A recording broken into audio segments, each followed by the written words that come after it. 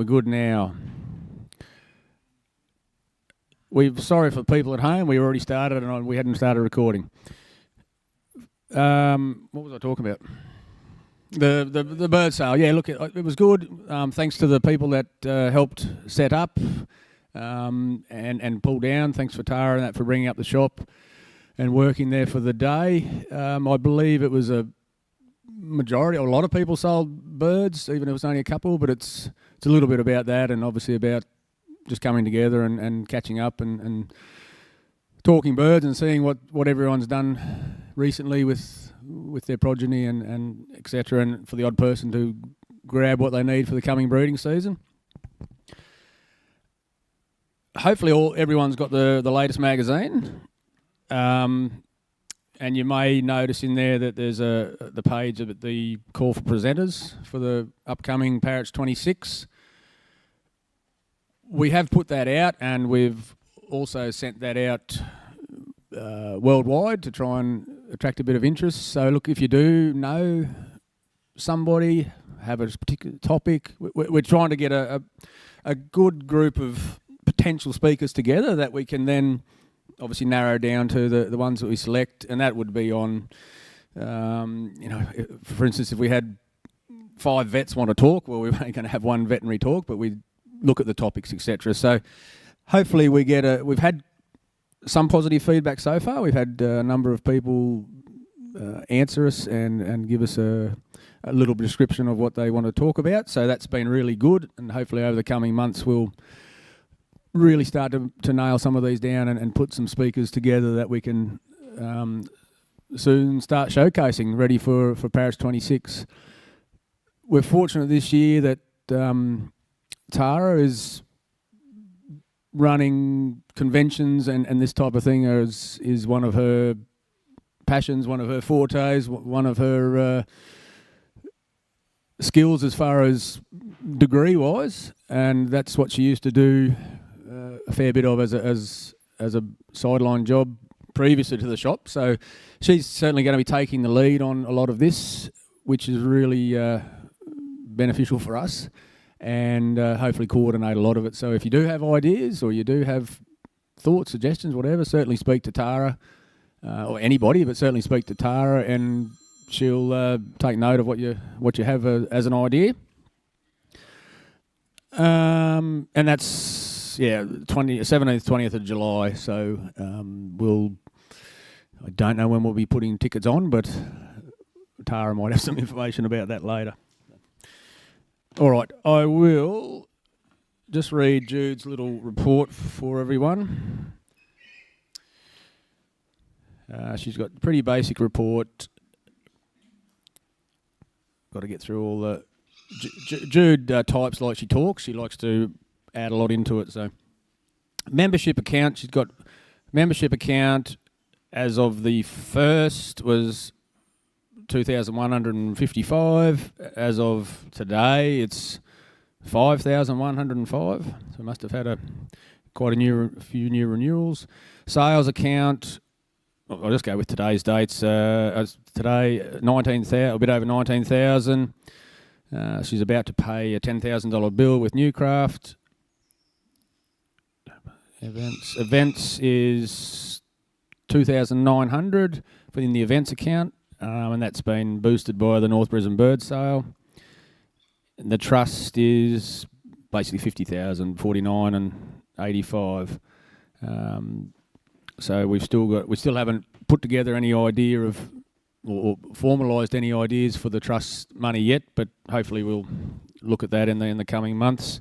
And Tara is not in here still. No, she's given me a shop report. I thought she might read it out herself. The shop has been steadily increasing this month as expected as we move into the breeding season. We had a good sales day at the North Brisbane bird sale, making just under 3,500 in sales, so that was good.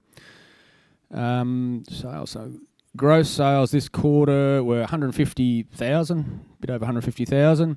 Top selling items were the 20 kilo peach face, bags of peach face, with 190 of those sold. Compared to this time last year, the sales are down by 3%. So bugger all. Stock and supply. Due to the local supply no longer in business, our seed sales have increased. Competition has no longer in business. This has meant we're able to move our seed orders to fortnightly, allowing more stock to in more frequently. Tops pellets is critically low, with only some very small bags left. The product is in Australia and still awaiting the biosecurity clearance, so hopefully by the end of this week. And we are moving into the busier time of the year with breeding season upon us, so expected the sales to increase with this. Reminder to members, we are always happy to look at expanding our range or getting special orders in, so don't be afraid to ask the question. We are your store.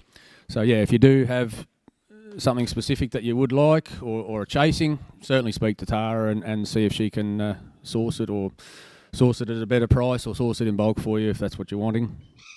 I don't really have much else. Yeah, I think so. So look, we'll keep moving along. Don't forget there's the barbecue afterwards. Tara still will come in at some point and sell some raffle tickets, and we might hand over to Scott. Some people might know Scott here. Scott. Oh, there he is. Tara, I just did your shop report. People said it was fantastic. Where'd he go? These raffle prizes. So we got some raffle prizes. I said Tara will sell some raffle tickets to, if you've got some, she can sneak around while Scott's talking, if you like. Other than that, I'll hand over to Scott. I don't know much about him, so he might tell us a bit about himself. All right, is this right to go? As far as I know. Thank you. Bear with me for a sec. Shit, Ben didn't work. Oh, there we go. Yep. All right. Stand there. Yeah.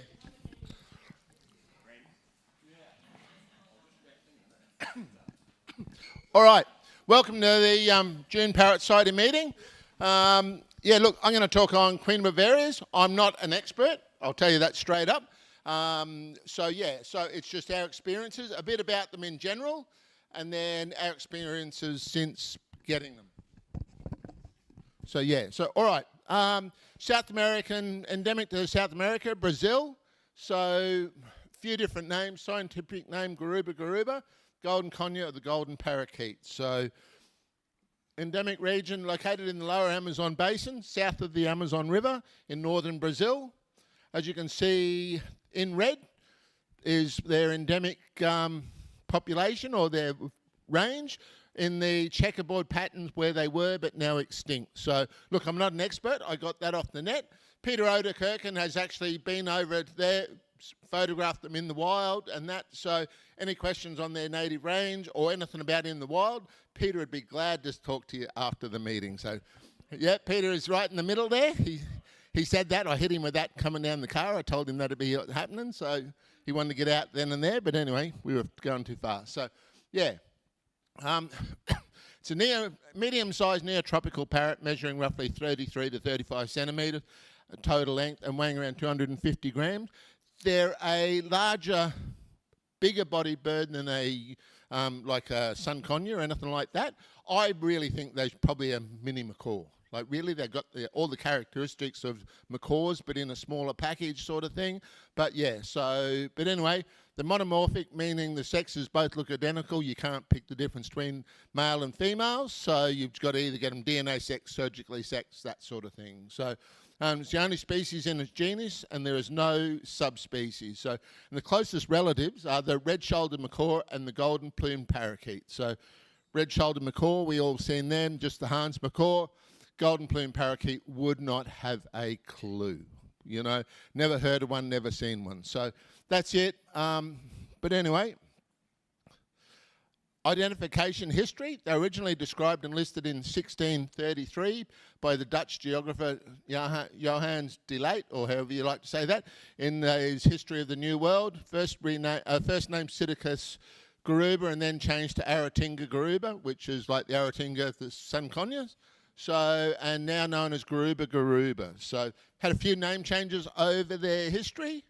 So, like a lot of parakeet or a lot of parrots throughout history. So, yeah, the wild population. This is a photo kindly donated to me. I asked him, Peter Oderkoken, he actually showed this slide in a talk here or at the old club, one of the two, a few years ago on his adventures in Brazil. And he said this, so that's one family population, or well, a communal group. So I said, oh, I'm giving a talk on Queens. I did this talk in New Zealand. I said, can I pinch that photo? So Peter kindly sent it to us. So yeah, the IUCN, the International Union for Conservation of Nature, the red listed as vulnerable, with two estimates of the wild population being 6,000 to 7,000 or 10,000 to 20,000 individuals. So there is fragmented population spread throughout different localities. So they're not just one big one. So the threats to wild population, the biggest threat to this species is mankind. Same as a lot of things in the wild. Like, you know, we're killing that continent. Especially in South America with the Amazon, they're just clear felling it. And just for palm oil plantations, that sort of thing. So even before I was interested into birds years ago, I said, the world should put a tax on it and keep the whole Amazon as a rainforest. Like, you know, pay Brazil to keep their Amazon forest. The world should pay for that. It's a privilege to have it. So just to keep the world healthier, but it'll never happen. So humankind is destroying it. Look what's happening to the world nowadays. So, right. And the threats continue. Deforestation, wildfires are a result of the deforestation, and illegal wildlife trade pose the biggest threats to the species, as well as local farmers shooting them for crop predation. So happens here with our galahs, cockatoos and that sort of thing, farmers with their wheat crops and all the others. So yeah, according to the World Wildlife Fund, in 2004, 6,288 square kilometres of rainforest were cleared. So, you know, that's a huge, huge amount in 1 year. Fires surged in 2024 with a significant increase in fire outbreaks. September was the most devastating month. This blew me away, with 13.7 million acres of forest burned, an area comparable to the size of Costa Rica. So when you think of that, you know, these birds are under huge stress. So due to these factors, it is destabilising rainfall patterns. So same as anything, clear the rainforest, basically desert, changes the rainfall patterns throughout the whole area. So these birds are listed as CITES 1, the highest classification for endangered species, and this restricts trade around the world. Not impossible, but highly regulated. So, and conservation efforts are vital to save this species in the wild. So, yeah, CITES 1, we sell CITES 2 macaws overseas, we export them. Daniel Gowland at Priam can export CITES 1 in his double yellow-headed Amazons. He's the only one in Australia with a CITES 1 program, and it just really limits you. We can basically sell CITES 2 birds, any CITES 2 birds, basically anywhere around the world. If you've got a captive breeding program, by CITES captive breeding program, and you have to jump through a lot of hurdles and that sort of thing. The buyer has to jump through hurdles to prove that they have the facility, the expertise. Like, you know, this is, but like every parrot in the world bar, I think it's ringnecks, budgies, cockatiels, and peach faces, I think, are on CITES. So, you know, if you've got one of those four, you can sell them around the world. Well, not cockatiels and budgies out of Australia because they're natives, different thing. But you can sell them around the world without worrying about CITES. Every other parrot that you can think of is listed on CITES in one form or another, so you have to jump through all the hoops. Well, CITES 1 is a total different kettle of fish. Like, you know, some countries restrict trade across their borders. Like, you know, like America, I know they've changed it now, but any CITES 1 birds go from state to state was near impossible. So, you know, they have loosened it off on some, but yeah, so it makes it hard. Like, you know, a lot of birds in the world now, we have more in the population, captive population, than the wild. So, but yeah, so overseas, queens are, I would say, fairly like widespread and fairly common throughout aviculture, but in Australia, not so much. So yeah, that's it. So Natural diet and behaviours. The species are primarily frugivores, with a diet consisting of fruits, palms, berries and figs, as well as nuts, seed and flour. So basically whatever they can get their hands on, they'll eat. And they're a very sociable bird in the wild, as you can see there. So, all right, queens in Australian aviculture. They're legally imported into Australia in 1993-94. I got this information from Graham Matthews, Bimbimbi Birds, and he actually bought the birds that were imported.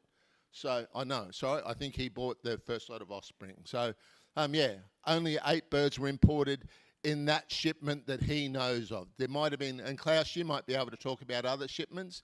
Do you know of any other shipments that, I think he got his original ones from Wayne Yarnold?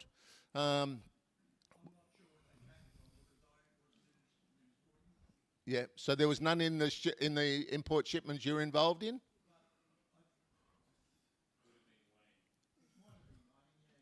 Yeah, but I don't know of, like that was before my time, but I don't know of any others that people have said, oh, we got them in our shipment. So, so very few were imported into Australia legally when the imports were happening in the early 90s. So, yeah, so obviously other bloodlines have appeared in aviculture over the years by various means. They've got good muscles, good wings, and they can fly a long way, especially if they hitch a ride with a plane. So, but anyway, so yeah, these birds are reasonably uncommon in Australia and demand a moderate price, varying between 12 to 15,000 for a young pair. Years have gone by, you could buy cockbirds, but you could never buy a hen. Hens were really rare, so cockbirds was being sold into the pet trade market for like $6,000, thereabouts, maybe a bit more, a bit less. So, yeah, so that young person, and matching and finding different bloodlines is for breeding is the biggest challenge. So now we have a lot of older birds, 8, 10, 12, 14-year-old pairs that people are selling, and they're getting cheap. Today everyone in this room knows that aviculture is going through a tough stage at the moment. Everybody in Australia is going through a tough time. Cost of living's through the roof, and people don't have the money to spend on birds. So most people have got to sell some birds before they buy some birds. So, but a lot of the older pairs of queens that people haven't had success with are being put on the market, and prices are coming down, down, down. I know of a pair that was, I think they were 9 or 10, recently sold for $6,900. The guy just kept dropping the price until he could get rid of them. Hadn't bred them, hadn't done anything. So, and that's killing queens in Australia. A lot of the older pairs, or they're not even old, they're only sort of prime breeding age at that age, haven't been bred for whatever reason. People are shifting them. What it really needs is somebody or a few different people to start grabbing all these pairs, mixing and matching, changing diets, and trying to get unrelated queens together to breed in Australia, because the numbers will be going backwards. As those birds age out, there's not many people that you hear of that are really successfully breeding queens. Like where I got my originals from, Graham Matthews, he bred them over the years, but he didn't pump out huge numbers. So he was successful, but I wouldn't class it as successful. And he was probably one of the better ones. There was Brenda in Victoria. She bred some, but she never set the world on fire. So yeah, so it's just, queens are struggling and people are getting these pairs. So yeah, somebody needs to step up and buy a heap of these pairs. And unfortunately, Jeannie won't let me buy them all. But yeah, and just mix and match and that. So we know now that they're a really sociable bird. People don't have any really great issues breeding them overseas. So I think it's diet in Australia and numbers. So that's it. So our journey with queens. So now I can talk about what I know. So, all right, we purchased 3.5 pairs, 4 hens and 3 unrelated cockbirds sourced, and we sourced another unrelated cockbird shortly after. So Graham Matthews, Bimbimbi Birds. Scott, I know you like queens. I've got 4 hens and 3 cockbirds to sell. All the hens are parent reared. The 3 cockbirds are hand reared, unrelated. So are you interested? He said, I know you registered with GST. So he said, want to sell them to you. so I can charge you the GST and you can claim it back. So, oh yeah, all right. Queens are on my wish list, as are a lot of other birds. But anyway, the problem is the lady up the back that says no, most of the time. But anyway, so so we bought these birds. All the hens were parent reared, all the cocks were hand reared. So we brought them home. I said, all right, Graham, I'll take them. So I had to build some cages to store them. So I sourced another cockbird that was, can't go off the mark. But anyway, so I sourced a fourth cockbird. We housed our birds. I built some cages in suspended aviaries measuring 3 metres, 1.2 wide by 1.5 high, so 10 foot by 4 foot by 5 foot high. Basically the size of a sheet of sign panel. They come in 3 metres by 1500. So with stainless steel wire. Started with aluminium frames, just with the little joiners, like the light aluminium 1.2, 25 25, 1.2 mil aluminium that you can go to Bunnings or Capral or any of them, buy the little joiners to put your cages together. And so I did that, notched a lot out. So and put them together with rivets and that. So a lot lighter, going to last longer. I come from mainly breeding macaws, where in suspended cages, macaw shit just rusts your wire, rusts your 25 mil gal tube, and you got to keep it clean, otherwise it just doesn't last. So we've got 50 mil cold room panel and roof. All our cages we build now have 50 mil cold room panel at least. No tin. Go away from just tin. If you've got birds, especially in summer here, just the difference between a tin roof and a 50 mil cold room panel roof is amazing. The difference, like, really is amazing. So, and it's not that dear because you don't have to build all the framework that you do for normal tin. So, and 50 mil covers half the distance, so 50 mil, 1500 long, and then we have a walkway behind. The safety cage is 1200 wide, so you can walk up and down behind, access the feed bowls. Water, I've got to open the door, but for the food, you'll see that in a minute. So I built 6 cages. I had 4 pair of queens, so beauty. I've done that. So I'll just go back here. Yeah, solid partitions. So safety walkway behind in case of accidental escapees. So when you get a little bit further on, that is a must. That is a must for most birds. Because one day I walked in, I had 6 queens flying around in the walkway. God, they chewed a hole in the side of their nest box. I hadn't been in there for 2 days, and they chewed a hole, and these were all flying around. So, God, if I hadn't had the safety walkway, they would have been gone. So there must have been a knot on the inside of the box, and they had just managed to work on that from the inside, all of a sudden broke through, made it big enough, and were flying around. So this is our cage. You'll have to excuse the mess. So I took all these wonderful videos with my Samsung phone, then I upload them to this talk. My daughter couldn't and Ben couldn't, so I didn't feel so bad then. So as you can see, that's solid sign panel things. And sign panel is what Clive makes a lot of his cages out of. It's I think it's 0.4 mil of aluminium over a plastic skin, basically, so 3 mil. You score it with a razor blade, and then you can just snap it, so it makes it easy to work with. So there's a cage. Queens don't, great social animal, but these are all parent reared. They only see us once a day, or most of the time twice a day.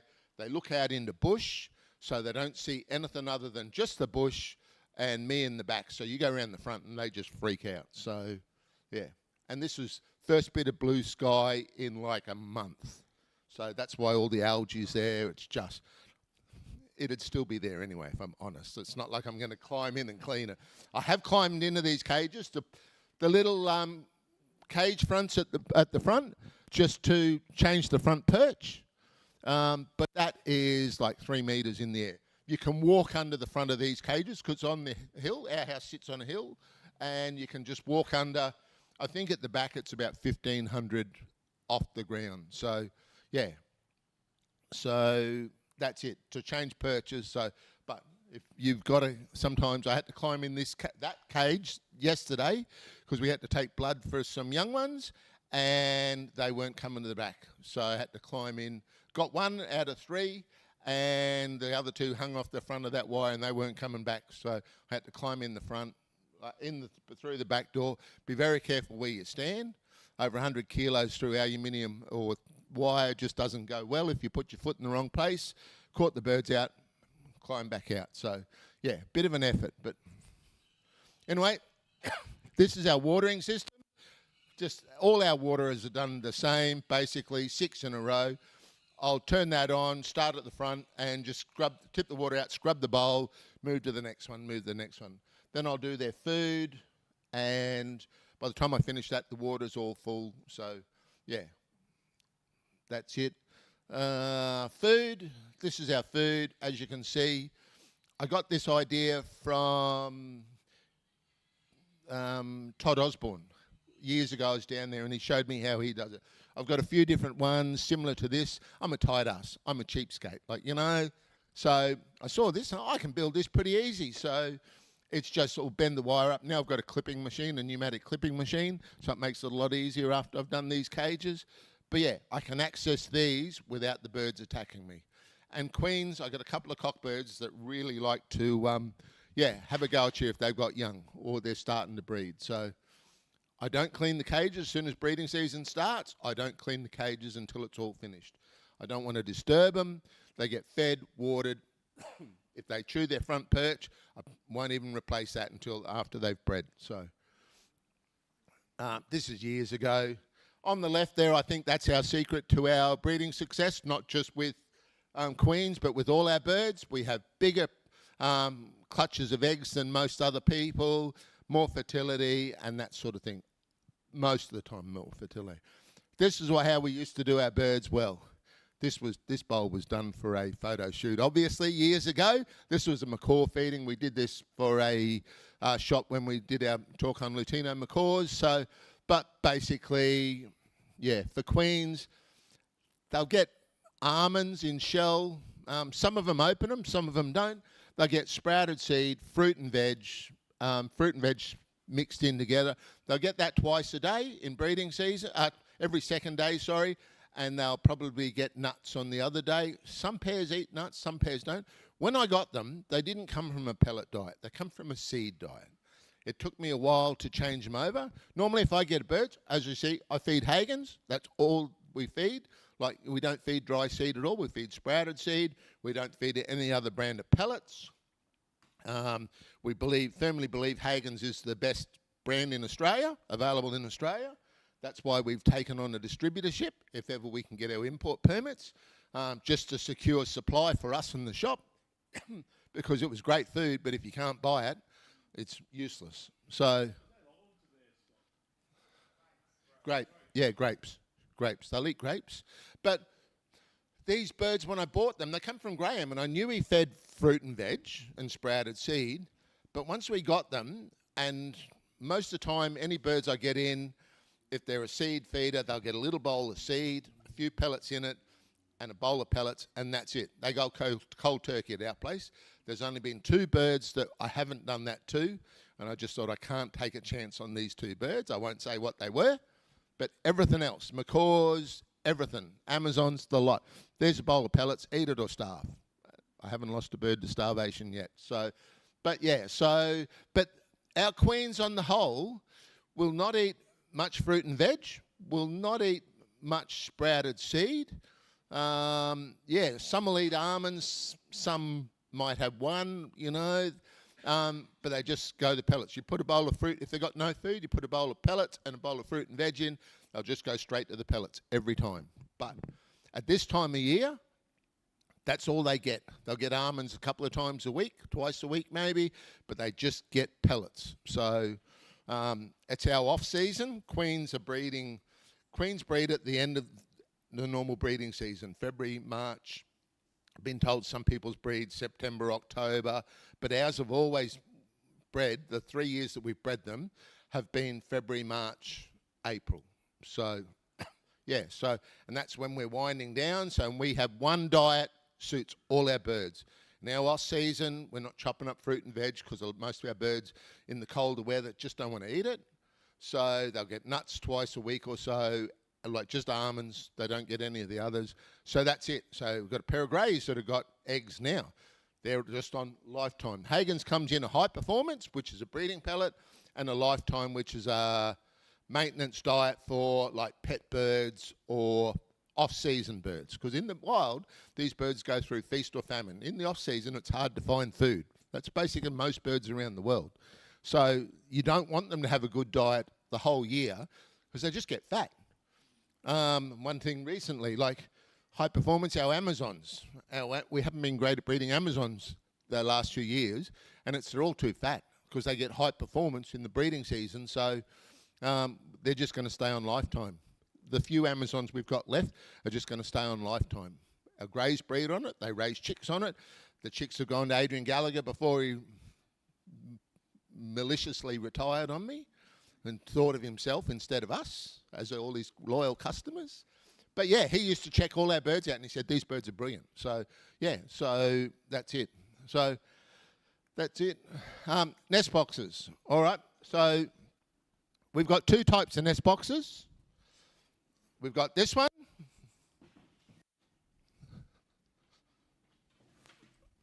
And this one. I've bred them in both. So got two really successful pairs that kicked off. The pair right at the end. I've got two of those at the first two. These two at the second one. As you can see, that's a bit of form ply whacked on the back of that box there, because that's the box that I said they chewed a hole through. So it didn't have a spare box, had to panic, so I just screwed that on. That was last year, and it hasn't changed. So, but anyway, so that's it. So I don't feel that anything is. I don't feel they're particularly fussy. You know, they've taken to both boxes. They've raised chicks in both boxes right till fledging. So I think it's, you know, they want to roost in their box. They do roost in their box. So it just means, you know, they're going to be used to that box 12 months of the year. So, yeah. So that's it. Here's a couple of videos. I said I had a lot more videos. I thought, oh, these are beauties. But, yeah, couldn't upload any of them. So I raced around with my daughter's phone for 10 minutes and took a few videos for here. So just pine shavings. Tried a few different things, but just pine shavings.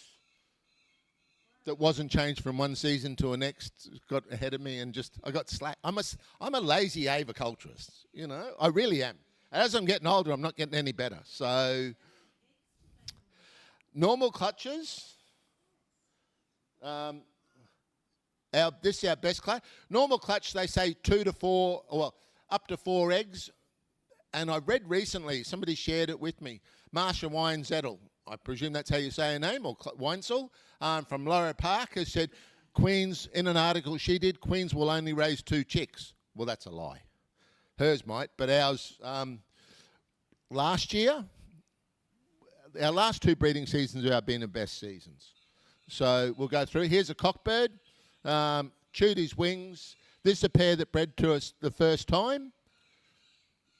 So as you can see, he is very territorial. So, and he'll stalk you on the ground. He'll walk backwards and forwards, but he's stalking you. So, yeah. So that's 6 eggs. They actually laid 7 eggs.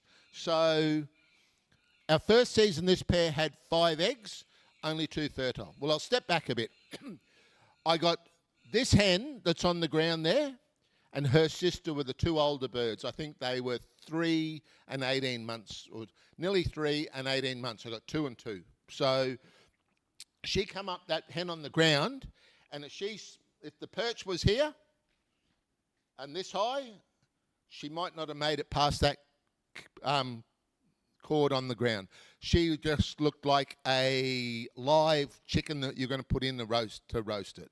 There was no feathers. It was just atrocious. Her hen was better, a lot better. She could sort of fly, semi-fly, but this hen was she'd been stressed by her sister. She'd been with her sister the whole time, growing up for nearly 3 years. So the cockbird that I got with them, I had them in a cage, this cage. I threw a cockbird in with them. the spare cockbird that I got, it was come in the deal, but from Mark Reynolds, a different person, and he chose the other hen within 24 hours. So I moved that pair out, moved them down into another cage, the fourth cage along, which is the one with the chewed nest box. And so when I sourced the fourth cockbird from Sydney, I put it with this hen. And I said, she had no feathers. She was atrocious. So they paired up pretty quick. Like, you know, they were just two birds that had been lonely. Paired up. She stopped plucking instantly. So over the next 18 months or so, she became great. She learned to fly. She was near perfect feather. So, and they were the first pair to breed. I couldn't believe it. So queens in Australia, I was told something, you'd like to think it was funny, but it makes you wonder. Somebody said to me, I was told back in the day that when they bought the queens out of England, there was two different types of queens in England. Ones that plucked themselves, ones that didn't. So everyone he sold their birds that plucked themselves to Australia to get them gone. Like, you know, not that there was many come over. So makes you wonder, like, you think that's a load of rubbish. But queens have a habit in Australia of plucking themselves. So, yeah. So you just think, oh, you know it's a lie, but you just think it's a story, but is it? So anyway, but this pair went down for the first year. They had 5 eggs, so I was already more in front of most people. 2 fertile, and I thought, I want to parent rear queens. I really want to parent rear queens. So I thought, all right, I'll give them a go. So the 2 eggs hatched out. They raised them right the way through. So beauty. So, so we left them with them after they fledged for about 6 months till the start of the next breeding season. So that year they didn't breed. So I thought, I know that if you leave young queens with the adults, they will help look after the young ones the following season. So I thought, I left them too long. So anyway, so the season, not last season, the season before, this pair went down again, 5 eggs, 6 eggs, sorry, all fertile. No, 5 fertile. 6 eggs, 5 fertile. But pair 4, the other pair, they had 5 eggs, all fertile, but they'd laid first. So then I got pair 1, 2, 3, 4 in our breeding pairs. So pair 1 is this pair. Pair 2 laid for the first time 2 seasons ago. They had 5 eggs in their first clutch, all infertile. Let them sit full term. After 5 weeks, they turned the nest, buried the eggs. So I hunted through, pulled the eggs out. They laid again, 4 eggs, 3 fertile.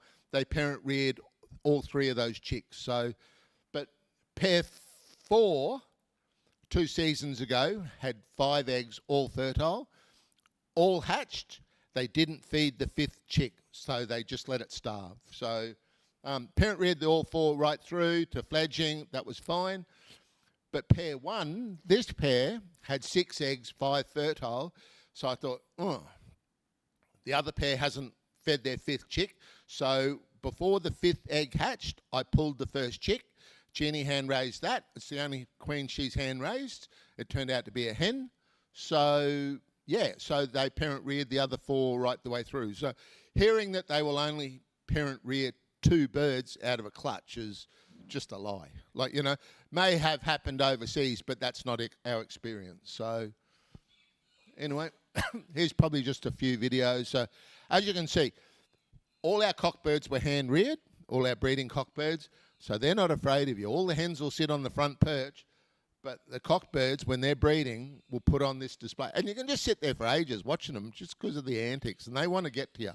So, but yeah, so anyway, this breeding season, pair 4 went down first.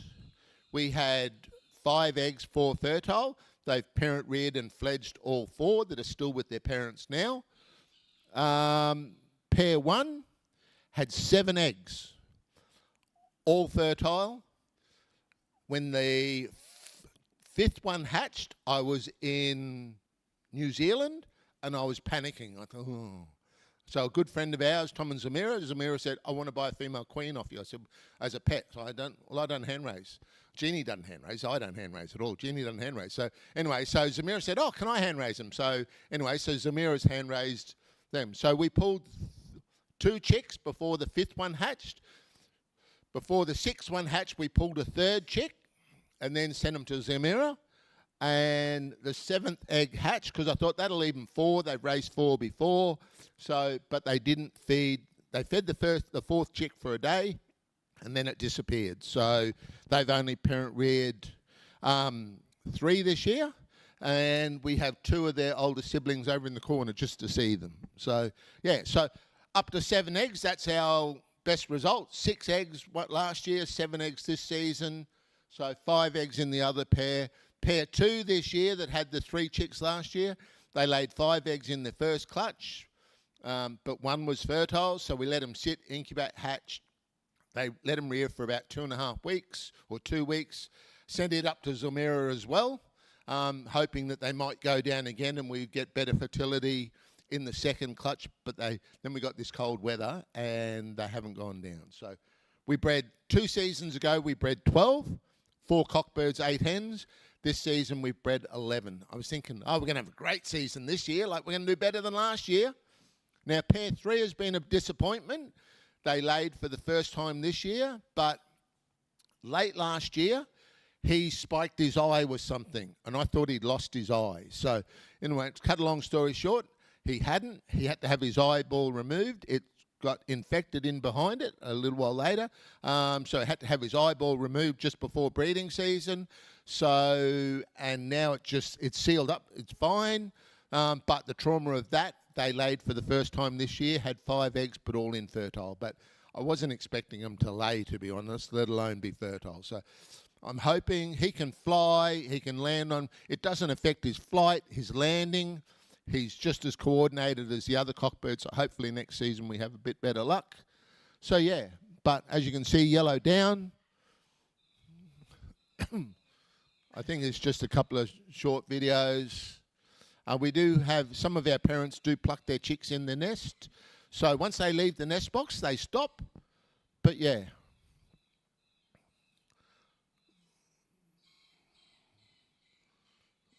So one downside to queens, and I can't talk about them as pets because I haven't actually had a pet or seen them. One bird on its own is probably quiet, but you get a colony of them together and the noise. They are noisy. So, and they're pretty quiet normally, but they're very vocal birds, talk to each other. But if they're disturbed, you know about it. So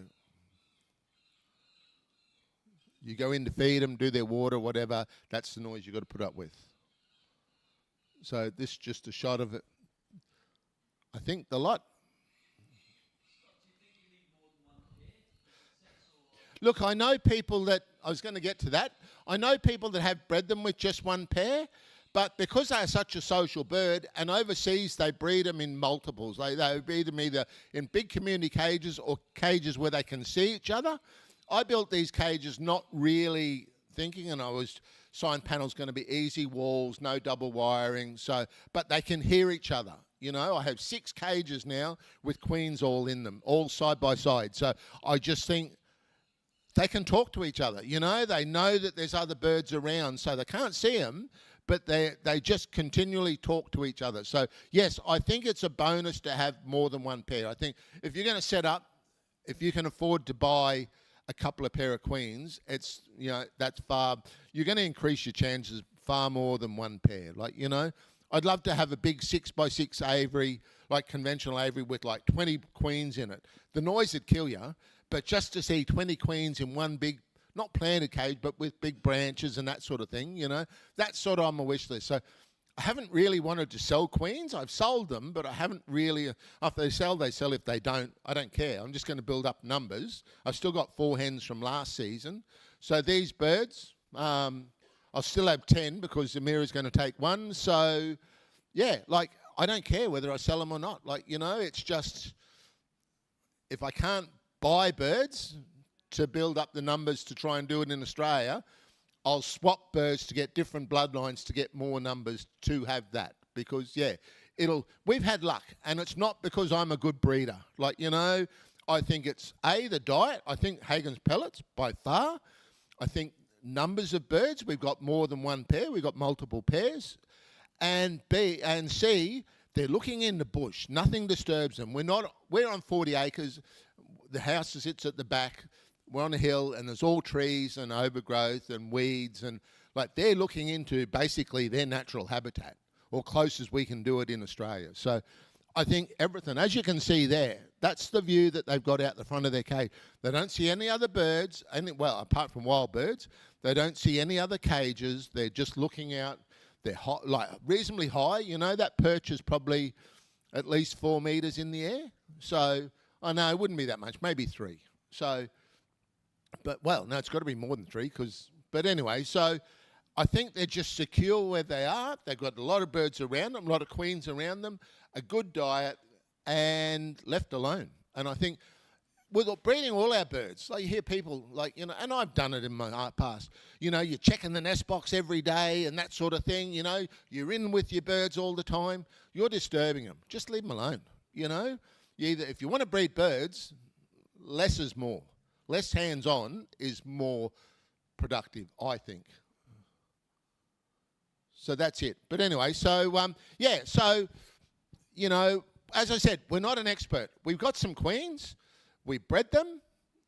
We've had great luck with them. I spoke to Graham Matthews, and he said, nobody's done that with queens. You know, that was when we bred 12 in a year. He said, no one's done that with queens. Like, you know, he said, and we've backed it up this year, and it's just like, we've been lucky, well, we were lucky before that with macaws, but we've been lucky that we just got a number of birds to start with. We supplied them with what they liked, supposedly, and yeah, we've had some luck. So that's it. We only feed our birds every second day. So most of the time, you know, they'll get fresh water, but they'll only get pellets. They'll get fruit and veg every second day. Maybe nuts on the other day if I'm not busy. So, yeah. But we've got some young queens here. One thing I did say, as you know, they're bright yellow. Yep.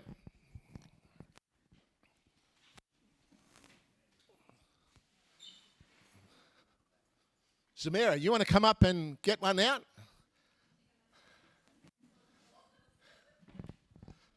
So, yeah.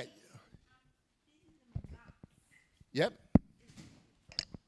Feed these nuts. Does everybody feed nuts to their birds every day? No, not every day. Like, nuts is a high in fat and a few other things. Like, it helps bring birds into breeding condition, and it's a great energy for when they're feeding young. So, but you can't give them too many. They only get a couple per, 2 nuts per bird. So, okay. our macaws will get 3 nuts or 4 nuts per bird during the breeding season every second day. So, yeah, so thank you. That's it. These are the oldest 3 of the clutch of 7. So the 3 that were still in the box. And we're lucky here, we've got 2 cockbirds and a hen. But as you know, as you can see in the photos, they're bright yellow with green on their wings. When they come out of the nest, you can see the green speckling over their head and through their wings, and that by the time they molt out at 12 months, go for a walk and show people so they can get a bit closer look. And my lovely model today is the lovely Zulmira. How much are they? Nothing. The privilege of my friendship and the joy of raising our birds for us.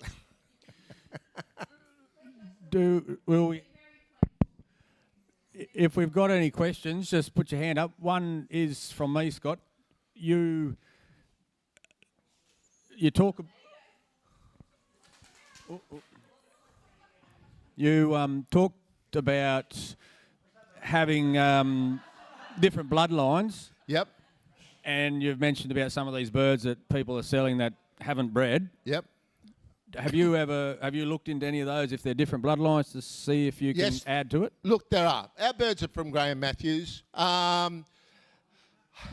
Like Peter Oderkirken's got a different bloodline to us, and hopefully we can do a deal with him one day to swap some birds for bird. It's getting to the stage now where people in Australia are buying and pairing up brother and sister pairs because they can't find other birds that are unrelated. Like Graham Matthews' birds are pretty well represented in Australian aviculture. Like, you know, numbers of birds. A lot of them will have. So there is just, there is like obviously smuggled in birds. Like, you know, when they were worth big dollars, there was birds, you know, brought into the country. I think that has probably stopped now. The price has come down and there's more valuable birds that they're smuggling into the country. But Brenda Gooley in Victoria, she had different bloodlines. A few different people had different bloodlines. And yeah, it takes people need to be looking at these different bloodlines and trying to get some. And yeah, look, I'd love to buy another 3 or 4 pairs of these older, either young birds that are unrelated or these older birds that somebody needs to do something with and put them on a good diet to start with, put them with a heap of other queens so they get that social interaction, because you don't know these people that have had a pair of queens have just had one pair sitting in aviaries. Like Mark Reynolds has got one pair and he's bred a chick this year. So, but that's not a success. Like, it's successful for Mark. He's bred a queen, like, you know, and he's struggled for a few years now. But I know one guy that got them basically not long after the import. He's had them 20 years and he's got 2 pairs and he hasn't had an egg.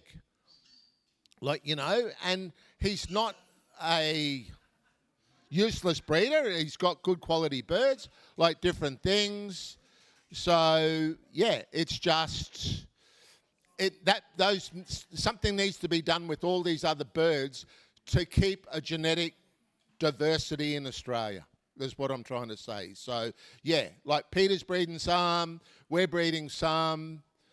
We need other people to actually breed a few, and then we all get together and start swapping birds just to get different blood and keep the bloodlines going. Because yeah, once these older birds age out, there's going to be very few other birds being bred if it's not my bloodline or Peter's bloodline, you know, coming through. Because do you know anybody else, Peter, that's really breeding queens? Yeah, that's it. So, and look, they are a great pet. They really are a great pet. Zamira calls them the greatest time wasters that she's got. Just watch when you bring it past the dog.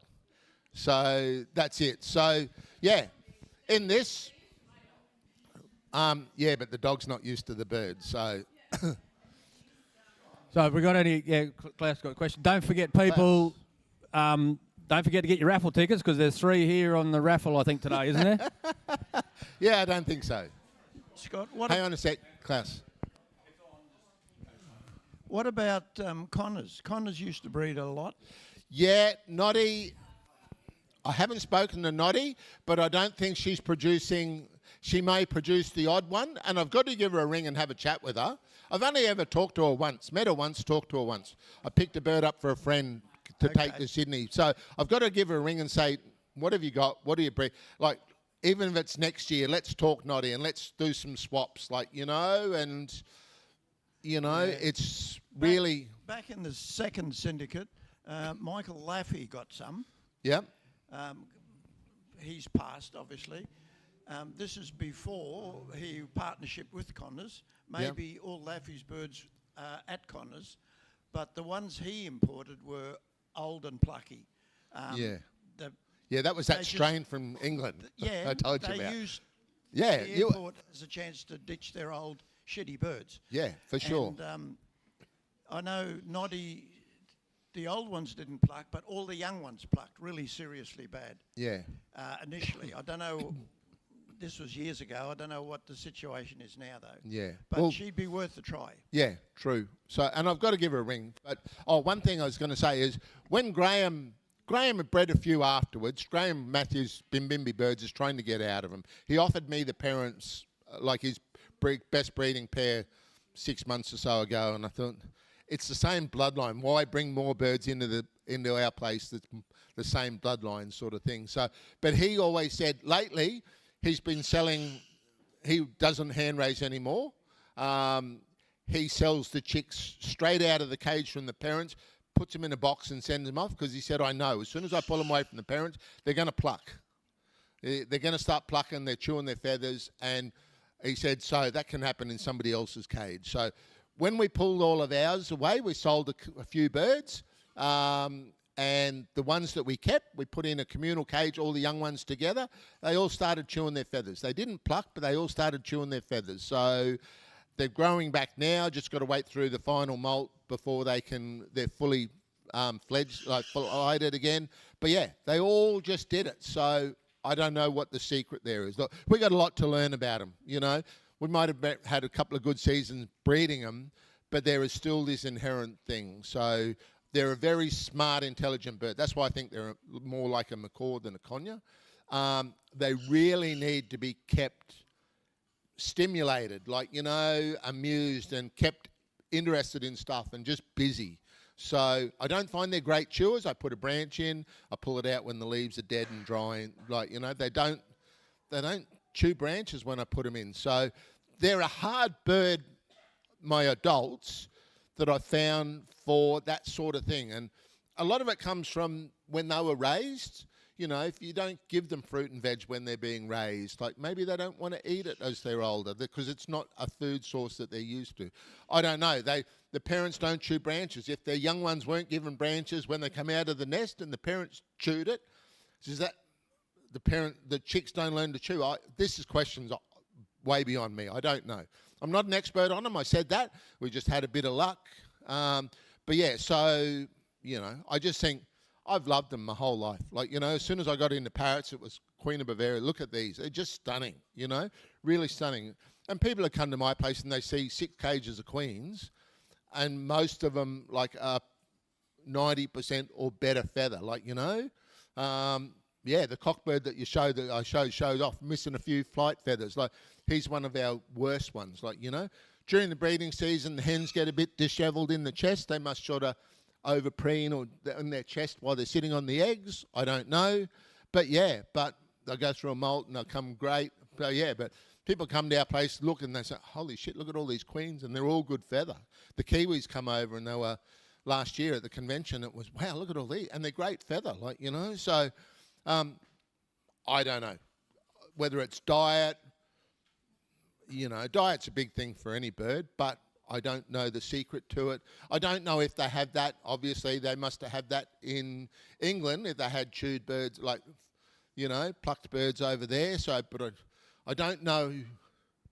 I want to go to Laura Park next year, so I want to talk to Marsha, like, you know, and say, is this something around the world that happens with queens, or is it, what's this? What are they doing that we're not, that, you know, that is causing our birds to pluck and chew, and, you know, or is it just queens in captivity? But, you know, you see pets, and most pets are great, but if you're going to spend $5-6 grand on a young queen as a pet, those people are pretty committed. They're going to buy the toys, keep them stimulated, keep them busy, you know. So, but yeah, years ago, abundance of cockbirds.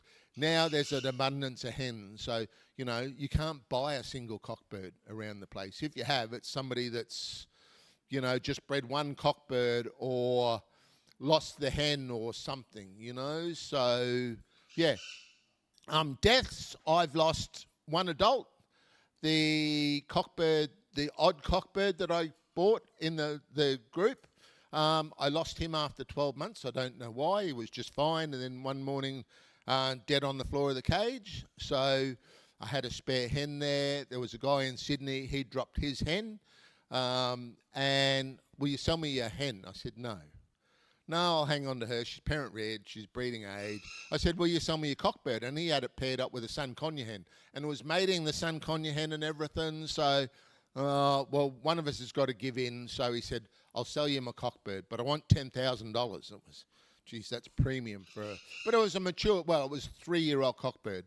Well, that cockbird in the last 2 seasons has produced 8 chicks, you know, and has missed 1 egg. Out of 10 eggs, he's hasn't fertilised one. So he's got 9 chicks, 9 fertile eggs out of 10. So that was a good buy for that $10,000. And he kicks himself every time. He says, "Oh, I shouldn't have sold it to you." Well, you wouldn't have had a hen. So, but he did say, "I want to buy young ones back off you." So the offer's always there. But yeah, look, I love them. They'll be one of the last birds I get rid of, if ever I get rid of birds.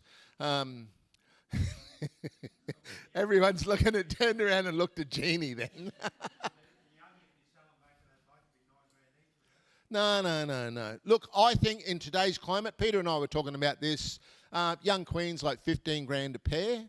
I think more realistically now, like 12, 10 really in today's climate. Like, you know, older birds are cheaper than younger birds at the moment.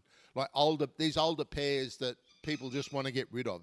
And everybody in this room knows that it's not a bird selling market out there. Like, you know, so people are just desperate to get money or desperate to get rid of the birds. They're just dropping the price. So, you know. Scott, breeding age 3+, 4+. Yeah, look, I think your first pair bred at 2, didn't they, Peter?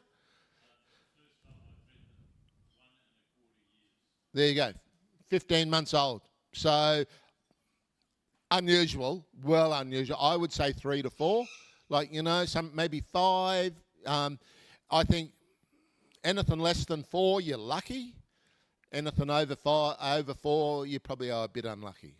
Just to breed them is at any age is a bonus. Like, well, you know, that's something you got to work for. So yeah, but I'd love to see more people with them.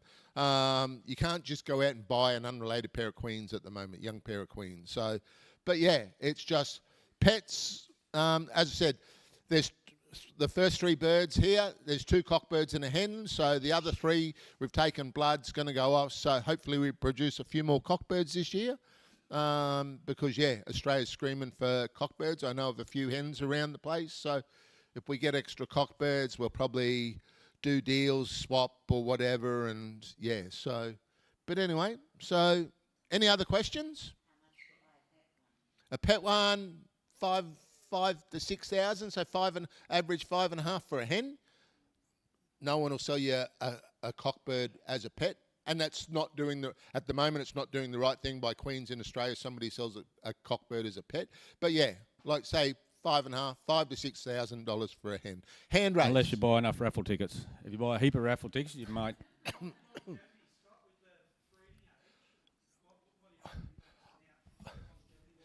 I would say 20, probably a bit more.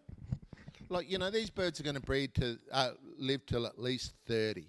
You know, well and truly at least 30. So they're not a small bird, you know. They're a big, chunky bird. You know, the parents are going to be a little bit bigger than these. They've got a bit of filling out, a little bit of growing to do. They're probably 90% of the size there. So I would say 20. So, yeah, you know, you need to get rid of your pair. You need to sell them to me. Yeah. But anyway, but no, look, there's, to buy, that's why I wouldn't be worried about buying 10, 12, 14-year-old pairs of birds if you've got the money and they're cheap enough at the moment. Like if you see them for sale, check out the bloodlines, you know, and if you can get a few different bloodlines, you know, split them up, repair them, do something, like, you know, put them in somewhere where they're in a corner of an aviary setup, or, you know, looking into trees or something, you know, right in suburbia, unless you've got a hedge of trees in front, like, you know, between you and your neighbours. Probably not the birds to have in a 600 square metre block. One pair maybe, but yeah, like a couple of pairs in suburbia, yeah, no.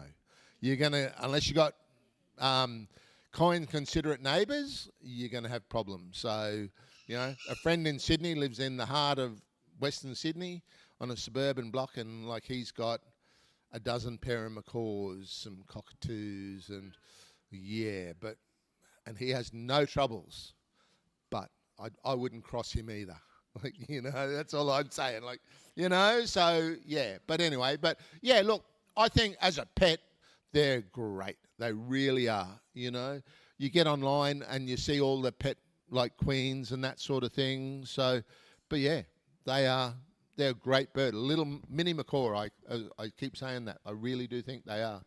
You know, we've bred sons and that sort of thing, and so we've had adult sons, and these are just so much better and different than Sun Conyers. Price is too, but anyway, there's always one or two downsides, and A, the price, and B, the noise. So, but anyway, look, we'll leave them there. After the, and anybody wants to come up and have a look. But yeah, I brought these 2 nest boxes over from the shop. So, but yeah, as you say, that's it. Any other questions? I hope you enjoyed it. No, thank you very much. Round of applause, Scott. I'm sure you can ask Scott more questions out while we're having a barbecue if you've got any others that come up. Tara is going to be selling tickets while we're having a barbecue. Apart from the 3 queens, what were your other prizes? There's a $50 shop voucher.